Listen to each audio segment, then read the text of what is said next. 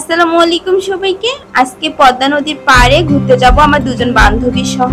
আর এই কারণেই রেডি হয়ে ক্যাম্পাসে এখন হাঁটতেছি। এই যে আমাদের ঐতিহ্যবাহী প্যারিস রোড।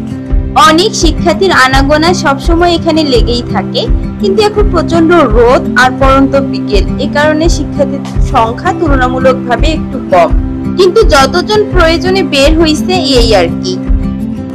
যাই হোক, আমি এখন কাজলা যাব, সেখানে রিক্সা নিয়ে বাজারের দিকে যাব। বাজারে আমার দুজন বান্ধবী আসবে টিউশন শেষে এবং আমরা একসাথে রওনা দিব। এখন বাজারের দিকে যাচ্ছি। এই যে রাজশাহীর রাস্তাগুলো আর রাস্তার সাথে লাইটগুলো এত সুন্দর বলার বাইরে। তাছাড়া আজকের ওয়েদারটা অনেক সুন্দর, আকাশে কত সুন্দর মেঘ ভাসতেছে। বাজারে এসে দেখি তারা এখনো পৌঁছায়নি।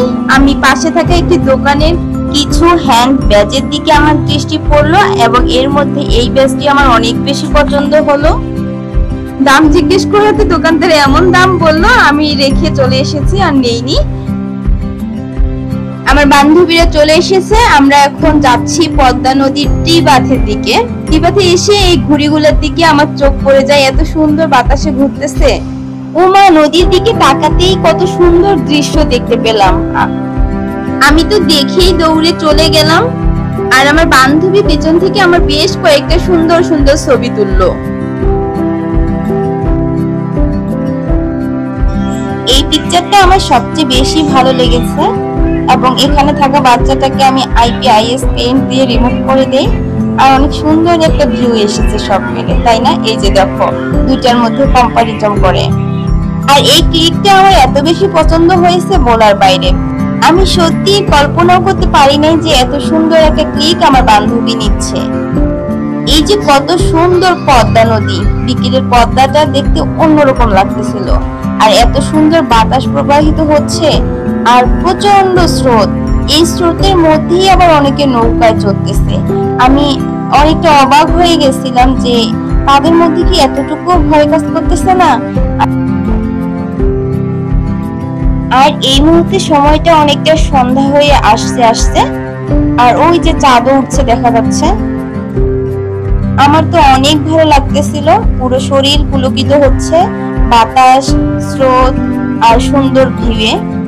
আমি পদ্মার পাড়ে বসে আচার, বাদাম, ঝালমুড়ি অনেক কিছু খেয়ে ফেলি, আর অনেকটা রাত হয়ে যায়। ঝালমুড়ি ঠোঙার মধ্যে আমরা এই জলপরীকে দেখতে পাই, আর এটা নিয়ে আমরা অনেক মজা করি। যেহেতু অনেক রাত হয়ে গেছে আর আমরা রাতের খাবার বাইরেই খাবো। আজকের ডিনারটা ট্রিট হিসেবে থাকবে আমার বান্ধবী লাইলার পক্ষ থেকে, আর এজন্য আমরা অনেক বেশি এক্সাইটেড ছিলাম। টিবা থেকে বের হওয়ার সময় আবার আমাদের চোখ পড়ে যায় ওই ঘুড়ি আর বেলুনের দিকে। অবশেষে আমার বান্ধবী একটা ঘুড়ি কিনেই ফেললো, আর আমরা পুরো রাস্তা জুড়ে সেটা নিয়ে মজা করতে করতেই চলে গেলাম একটা রেস্টুরেন্টে। ঘুড়ি আর সাথে রাতের এই রাস্তার লাইটগুলো মিলে অনেক বেশি মজা দিচ্ছিল। ডিনার অর্ডার দিয়ে আমরা অনেকক্ষণ ধরে ওয়েট করতেছিলাম, আর পেটে অনেক ক্ষুধা থাকায় আমরা এই মজোগুলো দিয়ে কিছু সময় পার করার চেষ্টা করি। খাবার দেখেই অনেক বেশি ডেলিসিয়াস মনে হচ্ছিল। যাই হোক, আমরা কয়েকটা ক্লিক নিয়ে খাবার খাওয়া শুরু করলাম, কেননা আমরা অনেক বেশি ক্ষুধার্ত ছিলাম। খাবারের আইটেমগুলো মোটামুটি ভালোই ছিল, শুধুমাত্র থাই চিকেনটা আমরা কেউই খেতে পারিনি। আর আজকের এই পুরো জার্নিটা এই ভিক্টোরি সাইন দেখেই শেষ হয়ে গেল। Tata, bye bye. আর হ্যাঁ, অবশ্যই আমার চ্যানেল সাবস্ক্রাইব করবেন।